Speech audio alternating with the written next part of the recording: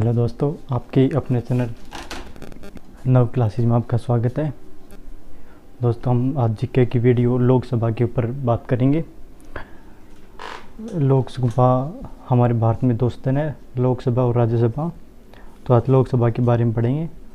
तो अगर आपने अभी तक हमारा चैनल सब्सक्राइब नहीं किया है तो सब्सक्राइब कर लीजिएगा और बेल आइकॉन को दबा लीजिएगा ताकि आने वाली वीडियो की नोटिफिकेशन आप तक पहुंच जाए। तो लेट्स स्टार्ट करते हैं। पहले क्वेश्चन है, जनता द्वारा प्रत्यक्ष रूप से निर्वाचित सदन को क्या कहते हैं? लोकसभा मतलब जनता द्वारा चुना जाता है। लोकसभा जो होती है जनता द्वारा हर 5 साल में चुनाव होते हैं। तो जब हम वोट डालते हैं तो हम लोकसभा के वोट डालते हैं। तो जनता द्वारा लोकसभा में भेजे गए सदस्य होते हैं वो जनता द्वारा चुने जाते हैं। इस सदन को संसद का प्रथम या निम्न सदन कहते हैं, मतलब प्रथम सदन या निम्न सदन कहते हैं इसको ही। ठीक है। और इसकी जो संरचना है अनुच्छेद 81 में है। अगला क्वेश्चन देखते हैं, संविधान में लोकसभा के सदस्यों की मूल संख्या कितनी है? मतलब जो लोकसभा में सदस्यों की मूल संख्या है वो है 252। अब वो 252 कैसे है दोस्तों? 530 तो है राज्यों से, और जो 20 सदस्य हैं वो हैं यूटी से, केंद्र शासित प्रदेश से, और जो 2 सदस्य हैं वो राष्ट्रपति अपने द्वारा मनोनीत करता है। अगला देखते हैं दोस्तों। अगला क्वेश्चन है, वर्तमान में लोकसभा के कितने सदस्य हैं? मतलब प्रेजेंट में लोकसभा चल रही है हमारी, कितने सदस्य हैं? तो दोस्तों उसमें 545 सदस्य हैं। अगर अगले क्वेश्चन की बात करें तो जो हमारे राष्ट्रपति होते हैं, राष्ट्रपति आंग्ल भारतीय समुदाय के कितने प्रतिनिधित्व को लोकसभा में नामांकित कर सकता है? मतलब 2 सदस्यों को चुन सकता है। अगला क्वेश्चन देखते हैं दोस्तों। क्वेश्चन कह रहा है कि लोकसभा में किस आधार पर सीटें आवंटित हैं? मतलब जो सीटें हैं किस आधार पर बांटी गई हैं लोकसभा में? तो जनसंख्या के आधार पर। और सबसे ज़्यादा सीटें हैं दोस्तों यूपी में, क्योंकि यूपी की जनसंख्या सबसे ज़्यादा है। तो यूपी में 80 सीटें हैं।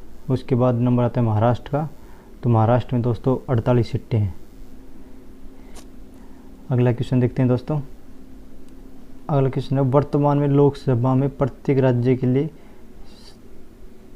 स्थानों को आवंटित करने का आधार क्या? मतलब प्रत्येक राज्य की जो सीटें हैं वो किस आधार पर बांटी गई हैं? तो दोस्तों वो बांटी गई हैं 1971 की जनगणना के अनुसार। 1971 में जो हमारी जनगणना थी उसके आधार पर जो सीटें बांटी गई उसके आधार पर बांटी गई है। अगला क्वेश्चन देखते हैं, कौन से लोकसभा के चुनाव 4 चरणों में हुए? तो 14वीं लोकसभा के चुनाव 4 चरणों में हुए थे दोस्तों। अगला क्वेश्चन देखते हैं, अगला क्वेश्चन देखिए, लोकसभा का सदस्य बनने के लिए न्यूनतम आयु कितनी होनी चाहिए? 25 वर्ष होनी चाहिए। जो लोकसभा को सदस्य बनना चाहता है वो 25 साल का कम से कम होना चाहिए। अगला क्वेश्चन क्या कह रहा है कि कौन सा राज्य सबसे अधिक प्रतिनिधि लोकसभा भेजता है? मतलब कौन सा राज्य अधिक प्रतिनिधि लोकसभा में भेजता है? उत्तर प्रदेश। 80 सीटें राज्य उत्तर प्रदेश के पास, तो 80 लोगों को भेजता है। अगला क्वेश्चन देखते हैं दोस्तों। अगला क्वेश्चन क्या कह रहा है? अगला क्वेश्चन हमें कह रहा है कि उत्तर प्रदेश के बाद सबसे अधिक संसदीय क्षेत्र किस राज्य में? मतलब यूपी के बाद सबसे अधिक जो लोकसभा की सीटें वो महाराष्ट्र के पास है। मैंने आपको बताई थी 48 सीटें महाराष्ट्र के पास हैं और यूपी के पास 80 सीटें हैं। उसके बाद किस राज्य में लोकसभा के सदस्यों की संख्या सबसे कम है? मतलब लोकसभा की जो सीटें हैं, जो सदस्य हैं, सबसे कम है नागालैंड, सिक्किम और मिजोरम। दोस्तों इन तीनों में एक है, तीनों में एक सदस्य हैं जो लोकसभा में चुने जाते हैं। अगले क्वेश्चन की बात करें तो इसमें कह रहा है कि भूतपूर्व सदस्यों को पेंशन व्यवस्था कब की गई? मतलब जो हमारे सांसद थे, जो अब सांसद नहीं है, उनकी जो पेंशन की व्यवस्था है 1976 में की गई थी।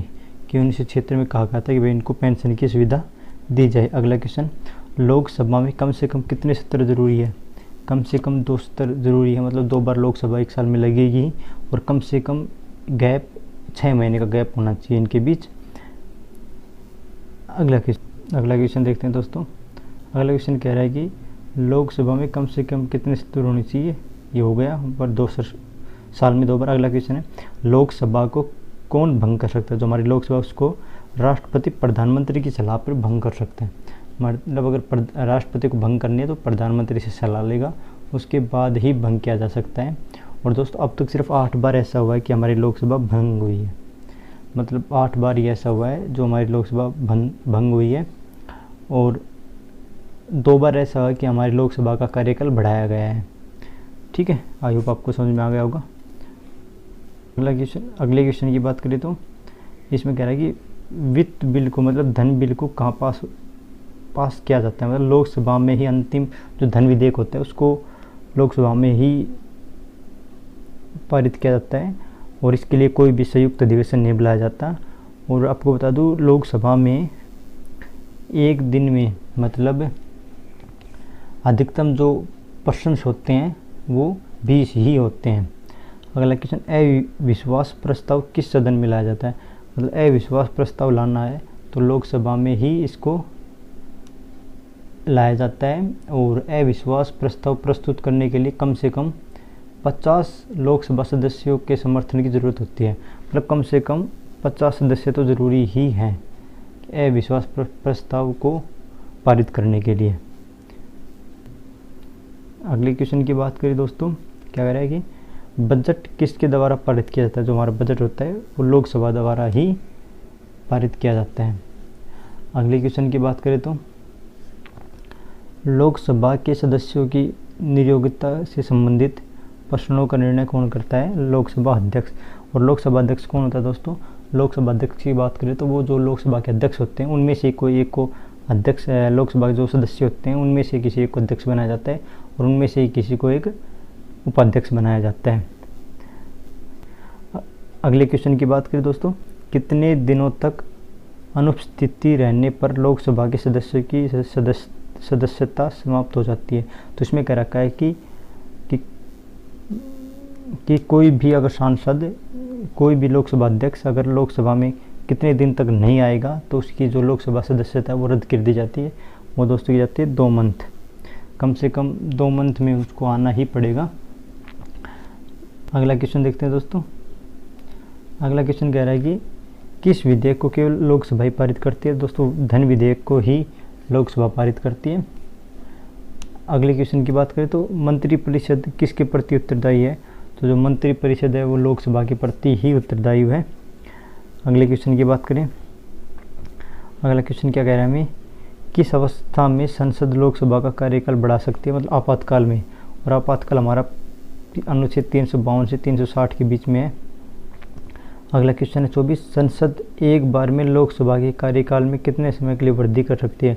मतलब लोकसभा कार्यकाल कम से कम 1 साल के लिए ही बढ़ा सकती है। ठीक है, इसे ज़्यादा नहीं बढ़ा सकती। अगला देखते हैं।